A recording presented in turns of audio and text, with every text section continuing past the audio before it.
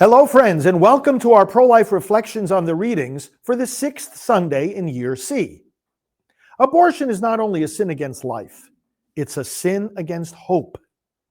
We trust our own or others' evaluation of the problems in our lives and in the world, and then we decide that the world is too inhospitable for a child to be welcomed into it. The first reading, therefore, with its exhortation to hope in the Lord, speaks right to the heart of the culture of life. The pro-life movement is focused on inspiring the hope that brings the courage to say yes to life. This hope is based ultimately in what the second reading identifies as the foundation of our faith. Christ is indeed raised from the dead. The evils we fight, like abortion, are ultimately defeated already at their root, because the kingdom of death has already been overturned. These truths in the first and second readings then provide the basis for the Beatitudes, each of which can be applied to the pro-life witness of the church. Blessed are you poor.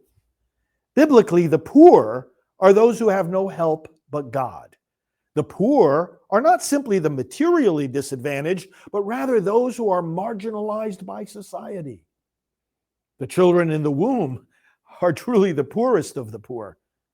And the church's preferential option for the poor requires that we give them priority attention. These children are the only group of people in our society whose very right to life is formally, explicitly denied by public policy. Blessed are you who are now hungry. We are hungry for justice to be established. We are hungry, the unborn are hungry for their most basic rights to be recognized.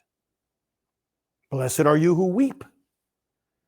If we are to be builders of the culture of life, we must first learn to weep over the culture of death. The evil of abortion must break our hearts. Only then are our hearts opened to receive the grace and strength to witness and battle against this evil. Blessed are you when people hate you. Defenders of the unborn are hated by many in the world today.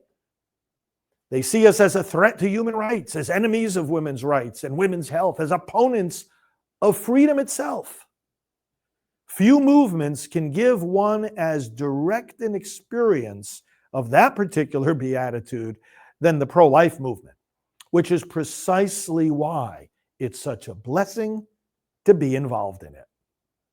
Friends, to find pro-life reflections on the readings for all the Sundays of the year, go to preachingonabortion.com, where you can also order my book, Proclaiming the Message of Life.